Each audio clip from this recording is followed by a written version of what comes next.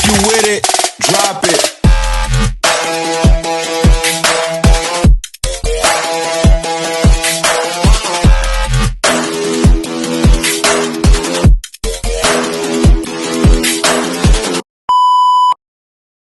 Bread para i-ham sandwich lang natin at matikman natin ang ham ni kasi Office of the Dapat po ay naghugas tayo ng kamay. Tama ba?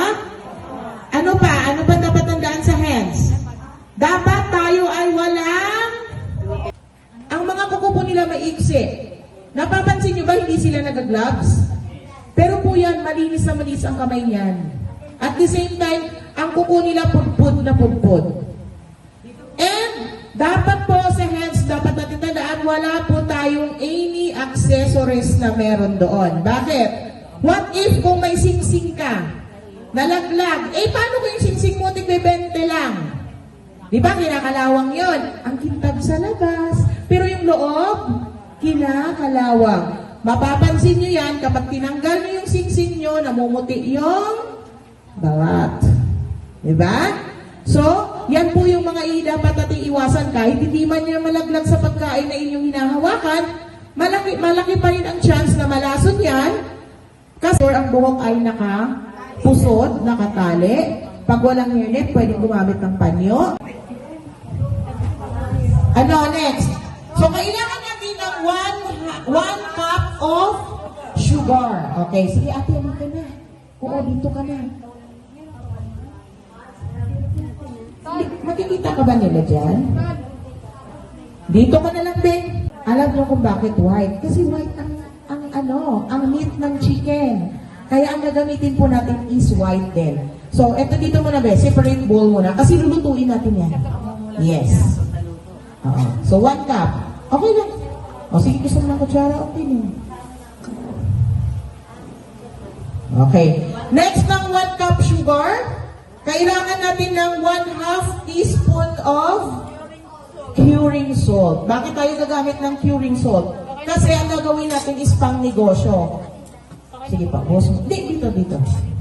Kasi lulutuin muna natin yan bago i-inject sa chicken. Ilang teaspoon po?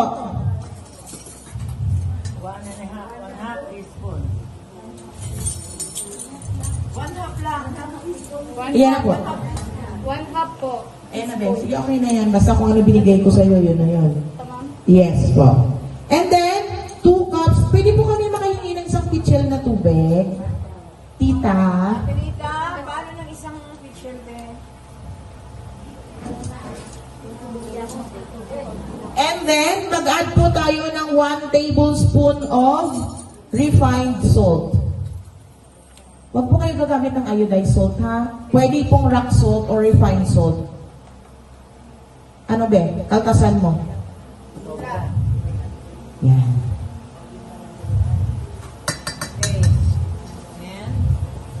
So, tutunawin po natin siya. Lalagyan po natin siya ng tubig at isasalang sa apoy.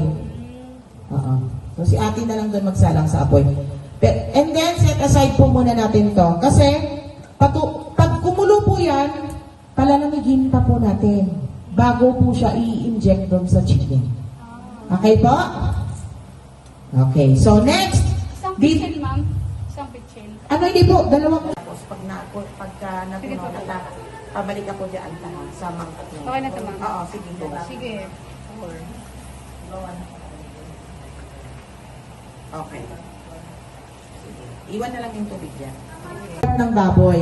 Bakit tigi? Kasi ito po yung part ng baboy na walang na ilalagay natin dun sa karne. So, bubutasan po muna natin siya. So, kailangan bubutasan natin magkabilaan para pumasok yung karne. Sige. Hindi ate, hampasin mo te. Ganun, yan. Gilid mo para mas matibay. Yan. Sige, kaya mo yan. Okay, 1/2 cup of water. Sino yung gusto? Okay, i-cure muna natin siya. So, 1 tablespoon refined salt. Okay, next. 1/2. 1 teaspoon. Curing salt. Oo. 1/2 teaspoon. Curing salt. 1/2 teaspoon.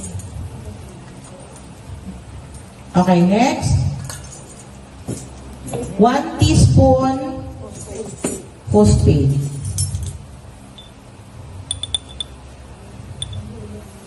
Sino po dito? May taga tablespoon.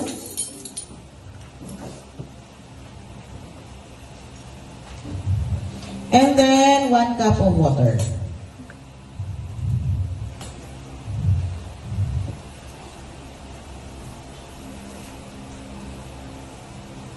Ito naman po direct na, diretso na. Ito overnight, pwede na siyang lutuin. Pero yung chicken at saka yung tawag nito, yung chicken at saka yung tropical, 5 days talaga siya. Minimum 5 days. Oo.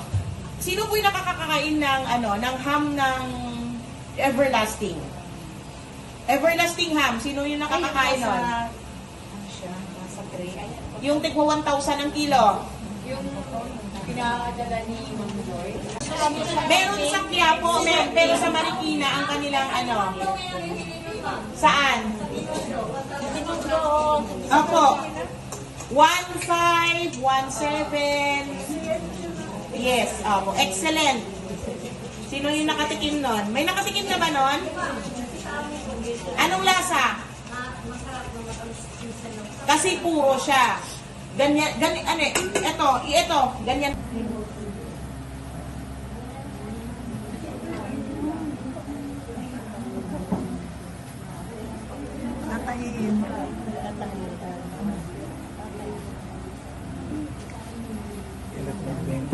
So, syempre, kung kakain ka lang din naman ng masarap, yung puro na.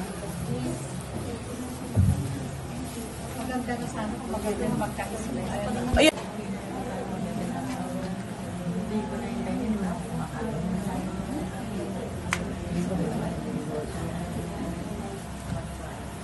Gagawa po